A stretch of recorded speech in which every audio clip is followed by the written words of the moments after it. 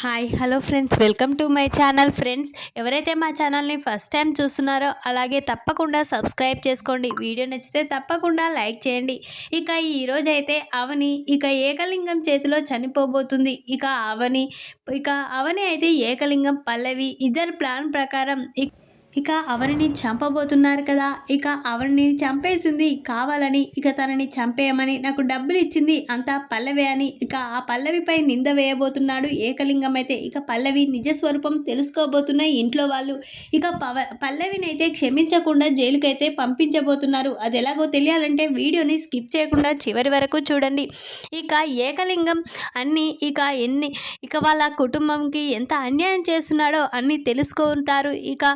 అక్కడున్న రాజేంద్ర ప్రసాద్, అవని, అక్షయ్ అయితే వాళ్ళ అమ్మ పేరు మీద హాస్పిటల్ పెడతారు కదా. అక్కడికి వెళ్ళేసరికి అందులో వైన్ అమ్మడంతో అది చూసిన అక్షయ్ అయితే చాలా కోపంతో, మా అమ్మ పేరు మీదుగా ఉన్న ఈ హాస్పిటల్ని ఇలా మందుతో ఇలా వేరే వేరే విషయాల్లో వాడుకుంటున్నారు, ఇది ఎవరు చేస్తున్నారు అని అక్షయ్ అయితే అక్కడున్న వాళ్ళని నిలదీశాడు. అప్పుడే అక్కడున్న అతను, ఇది మాది కాదు, మా సార్ది, ఏకలింగం సారే ఇదంతా చేశాడు అని అనగానే వెంటనే అక్షయ్, అవని, రాజేంద్ర ప్రసాద్ ముగ్గురు కలిసి ఏకలింగం దగ్గరికి వెళ్తారు. అప్పుడే ఏకలింగం డబ్బు కోసం ఒకరిని కొట్టడంతో అది చూసిన అక్షయ్ అయితే, ఏంట్రా ఏం చేస్తున్నావు ఇక్కడ, సర్పంచ్గా ఉండి అన్ని దోపిడీ చేసి డబ్బులు సంపాదిస్తున్నావా?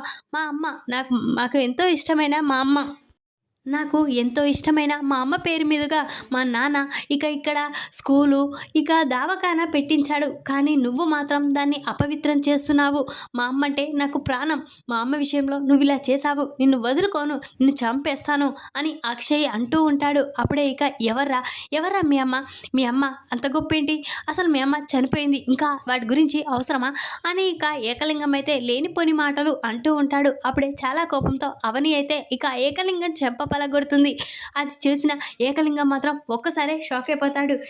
చాలా కోపంతో అక్షయ్ అయితే వాళ్ళ తమ్ములకు ఫోన్ చేసి, రండ్రా, ఇక్కడ ఏకలింగం మన ఆస్తులన్నీ వాడుకుంటున్నాడు, మనని మోసం చేశారా అని అక్షయ్ అయితే కమల్కి, శ్రీకర్కి రమ్మని చెప్తారు. వెంటనే కమల్, శ్రీకర్, ఏంట్రా ఏం చేస్తున్నావు, మా ఆస్తుల విషయంలో నువ్వు ఇలా చేస్తావని అనుకోలేదు, అంటే మేము ఇంట్లో వేరే వేరే గొడవలతో ఉన్నా కానీ ఎవరికి ఆపదొచ్చినా మేము ఊరుకోము అని తొడగొట్టి వస్తూ ఉంటారు. అప్పుడే ఏకలింగంకి, ఇంకోసారి మా ఆస్తుల విషయంలో మా అమ్మ పేరిట ఉన్న వీటిని గురించి నువ్వు వాడుకుంటే మాత్రం నిన్ను చంపేస్తాము అని వార్నింగ్ ఇచ్చి అక్కడి నుంచి వెళ్ళిపోతారు.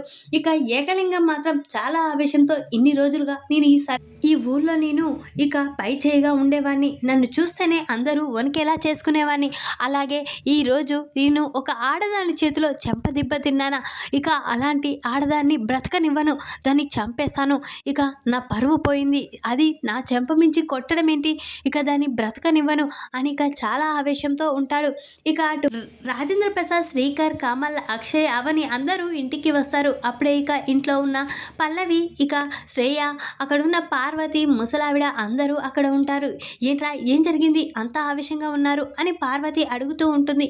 మనం ఈ ఊర్లో మన ఎకరాలు, మన పొలాలు, పంటలు, మన పంట చేన్లు, మా అమ్మ పేరు మీద ఉన్న దావఖానా అన్నీ మనం ఆ ఏకలింగంకి అప్పగించాం కదా, ఆ ఏకలింగం మనని మోసం చేశాడు, అమ్మ పేరిట ఉన్న దావఖానా అన్నీ వాటిని వాడి అవసరాల కొరకు వాడుకున్నాడు అని చెప్తూ ఉంటాడు.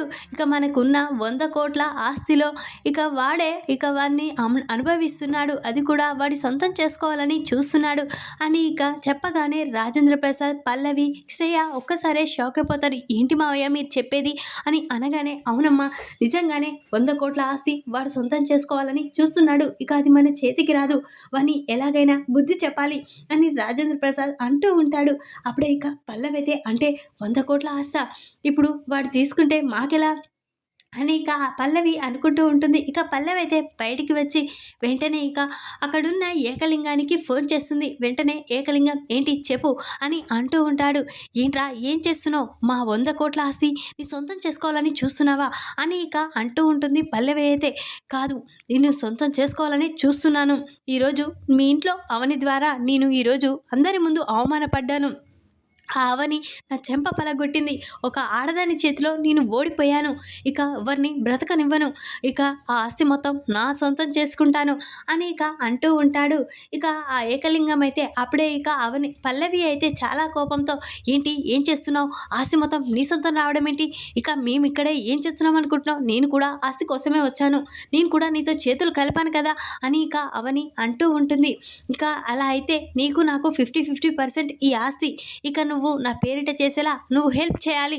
దానికి మాత్రం హెల్ప్ చేస్తే ఖచ్చితంగా చెరిసగం పంచుకుందాం అని ఏకలింగం అనగానే, సరే నాకు 50% ఇస్తా అంటే నీకు ఏదైనా దేనికైనా సహకరిస్తాను అని అవని పల్లవి అంటూ ఉంటుంది. అప్పుడే ఇక ఏకలింగం అయితే ముందుగా ఆ అవనిని చంపేయాలి. ఆ అవని అంతు చూడాలి. ఈరోజు నా చెంప మీద తన చేయి పడింది. అలాంటిది ఆ అవనిని నేను బ్రతకనివ్వను. నువ్వు ముందుగా ఆ అవనిని చంపడానికి నాకు హెల్ప్ చేయాలి అని ఇక అంటూ ఉంటుంది.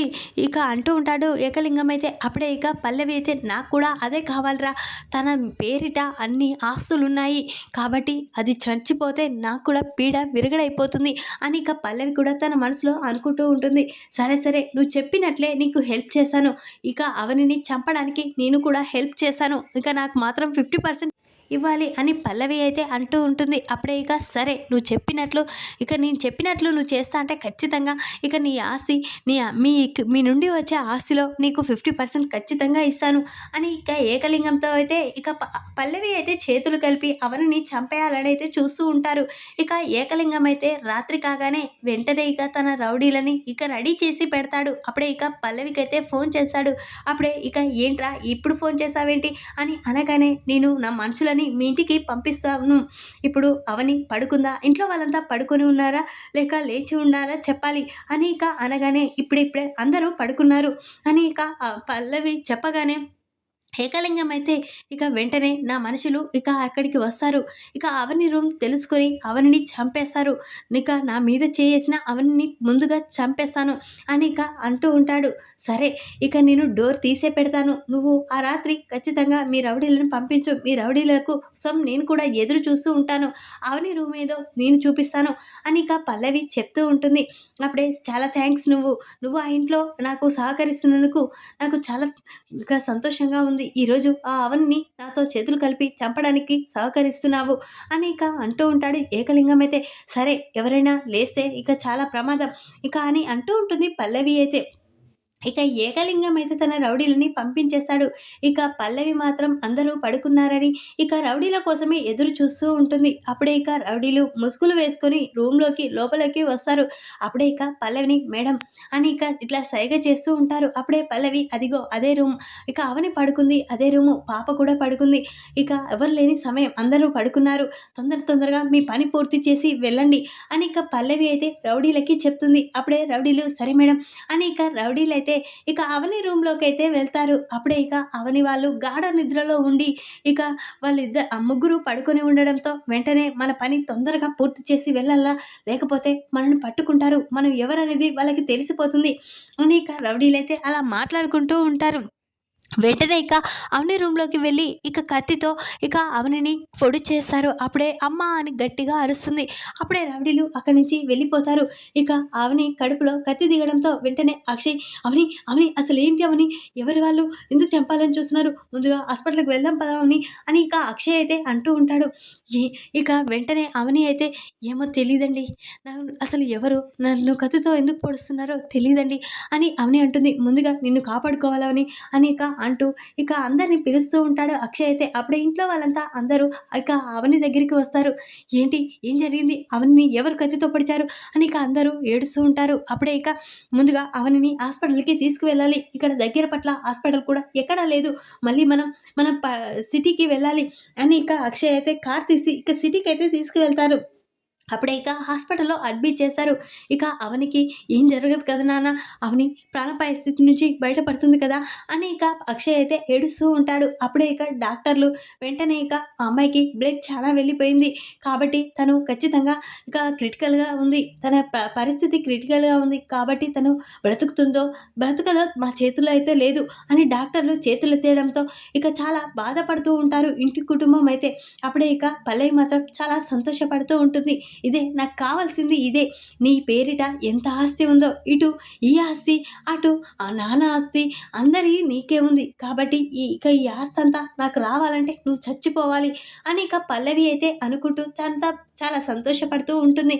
అప్పుడే ఇక ఈ విషయం ఆ ఏకలింగానికి చెప్పాలి అని ఇక పల్లవి అయితే బయటకు వచ్చి ఏకలింగానికి ఫోన్ చేస్తుంది. అప్పుడే చెప్పు ఏం జరిగింది, ఆవని చచ్చిపోయింది కదా అని ఏకలింగం అంటూ ఉంటాడు. అప్పుడే అవునరా, ఇక ఆవని చనిపోలేదు కానీ చనిపోయి చావుకు దగ్గరలోనే ఉంది. ఇంకా కొద్దిసేపు అయితే నువ్వు చావు వార్తే వింటావు అని ఇక పల్లవి చెప్పగానే తను చనిపోగానే వెంటనే నాకు ఫోన్ చెయ్యి అని ఇక అంటూ ఉంటాడు. ఇక ఏకలింగం అయితే సరే సరే అని ఇక పల్లవి ఫోన్ కట్ చేస్తుంది. ఇక అక్కడున్న ఇక అవని కోసం అందరూ చాలా బాధపడుతూ ఉంటారు. పల్లవి మాత్రం చాలా సంతోషపడుతూ ఉంటుంది. ఎప్పుడెప్పుడు అవని చావు వార్త వింటానా అని ఎదురు చూస్తూ ఉంటుంది. అప్పుడే ఇక డాక్టర్ గారు ఇక బ్లడ్ ఎంతైనా ఇస్తాను కానీ అవని బ్రతకాలి డాక్టర్ గారు అని అంటూ ఉంటారు. లేదు, అవని బ్రతకలేదు, ఎందుకంటే తనకి చాలా బ్లడ్ పోయింది. మీరు సమయానికి తీసుకొస్తే ఖచ్చితంగా తను బ్రతికేది. కానీ తన పరిస్థితి క్రిటికల్గా అయిపోయింది, ఇంకా లేట్ అయింది కాబట్టి తను ఇక బ్రతుకుతుందని ఛాన్స్లు అయితే లేదు. 90% తను బ్రతకదు, 10% ఇక మీ ఆలోచనే అని ఇక డాక్టర్ చెప్పగానే ప్లీజ్ డాక్టర్, ఎంత డబ్బైనా ఖర్చు పెడతాను కానీ నా అవని బ్రతకాలి అని అక్షయ్ అయితే గట్టిగా ఏడుస్తూ ఉంటాడు. లేదండి, ఇక మేము చేసే ప్రయత్నం అయితే మేము చేస్తాం, ఇక మా చేతిలో ఏమీ లేదు కదండి అని డాక్టరు వెళ్ళిపోతాడు. ఇక డాక్టర్ అయితే ఇక అవనికి ఆపరేషన్ ఇక చేస్తూ ఉంటాడు. అప్పుడే ఆపరేషన్ చేస్తూ ఉండగా మధ్యలోనే అవని చనిపోతుంది. వెంటనే ఇక డాక్టర్ ఇక బయటికి వచ్చి ఇక అమ్మాయి చనిపోయింది, ఇక మేము ఏమీ చేయలేకపోయినాం, మమ్మల్ని క్షమించండి అని డాక్టర్ అనగానే వెంటనే అక్షయ్ షాక్ అయిపోతాడు. అలాగే కుప్పగూలిపోతాడు. నాన్న నా అవని చనిపోయింది, నాన్న నా అవని చనిపోయింది, నేను కూడా బ్రతకలేను అని ఇక అంటూ ఉంటాడు. అప్పుడే ఆరాధ్య ఇక అమ్మ అమ్మ అని ఏడుస్తూ ఉంటుంది. అమ్మ ఆరాధ్య, మీ అమ్మ ఏం కాదమ్మా అని అంటూ ఉంటాడు. లేదు తాతయ్య మా అమ్మ చనిపోయింది అని ఏడుస్తూ ఉంటుంది ఆరాధ్య అయితే. అప్పుడే ఇక అక్షయ్ ఆరాధ్య చాలా గోడున ఏడుస్తూ ఉంటారు. ఇక కమల్ అయితే వదిన వదిన అని గట్టిగా అరుస్తూ ఉంటాడు. ఇక అప్పుడే ఇక తన బాడీ తీసుకొని మళ్ళీ ఊర్లోకైతే వస్తారు. అప్పుడే ఇక అవని చావు వార్త విన్న ఏకలి చాలా సంతోషపడుతూ ఉంటాడు. ఇక నా ద నా నా నా జోలికి వచ్చిన ఏ వ్యక్తి బ్రతికిలేరు. ఈరోజు ఈ ఆడది కూడా అంతే. తను నా జీవితంలో మొదటిసారి నేను ఆడదాంతో దెబ్బతిన్నది కాబట్టి నిన్ను బ్రతకనివ్వలేదు, చూసావు కదా నాది అని ఇక అనుకుంటూ ఉంటాడు. ఇక ఏకలింగం అయితే ఇక అవని ఫోటో చూస్తూ చాలా బాధపడుతూ ఉంటాడు. ఇక అక్షయ్ అయితే ఇక ఇన్నాళ్ళుగా నా అవని చనిపోయింది, ఇక నా అవని గురించి ఇంకా తెలియలేదు, అసలు ఎవరు నా అవని చంపేశారు, ఎవరు అసలు వాళ్ళు ఎవరు తెలుసుకోవాలి అని ఇక అనుకుంటూ ఉంటాడు. ఇక అక్షయ్ అయితే అప్పుడే ఇక ఏకలింగం మాత్రం చాలా సంతోషంతో ఇక పొలాలు అవన్నీ ఎప్పుడెప్పుడు సొంతం చేసుకుంటానని ఎదురు చూస్తూ ఉంటాడు. అప్పుడే ఏకలింగం ఇక తోటలో అందరూ ఇక అవని గురించి బాధపడుతున్న సమయంలో ఇక బయట ఇక ఈరోజు ఇక అవని చంపేశాంరా అని తన ఫ్రెండ్తో మాట్లాడడం ఇక అక్కడున్న రాజేంద్ర ప్రసాద్ వింటాడు. అది విన్న రాజేంద్ర ప్రసాద్ ఒక్కసారే షాక్ అయిపోతాడు. అంటే అవనిని చంపేసింది ఈ ఏకలింగమా అని ఇక అనుకుంటూ వెంటనే ఇక తన కుమారులను తీసుకొని ఇక ఏకలింగం దగ్గరికి అయితే వస్తారు. ఇదంతా నువ్వే కదరా చేసింది, ఆ రోజు అవని నీతో గొడవ పడిందే కదా, నువ్వు అందుకే అవనిని చంపేశావు కదా అని ఇక రాజేంద్ర ప్రసాద్ ఇక అక్కడున్న ఇక ఏకలింగాన్ని నిలదీస్తూ ఉంటాడు. ఇక నీ గుట్టు బయట పెడతాను, నిన్ను జైలుకు పంపిస్తాను, జీవితాంతం నువ్వు జైల్లోనే చచ్చేలా చేస్తాను అని ఏకలింగం అంటూ ఉంటాడు.